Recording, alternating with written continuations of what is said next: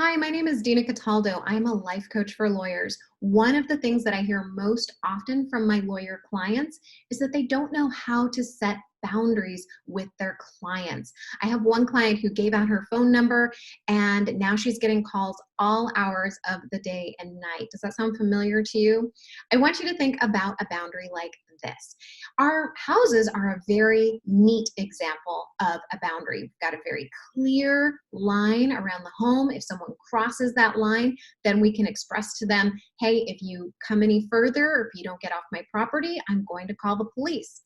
Very simple. We've set what the boundary is. The second thing is that we communicate what we are going to do. It's not about what the other person is going to do because they have free will. What we are doing is simply communicating what we will do, and then it is essential that we follow through or there's no point having a boundary at all.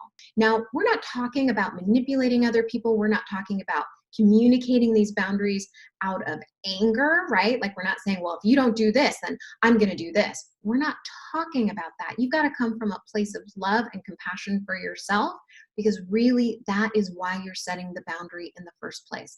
So when I talked to you earlier about my client who has a client who's calling her 24/7, a really great way to start communicating that boundary is telling her, hey, this is my boundary.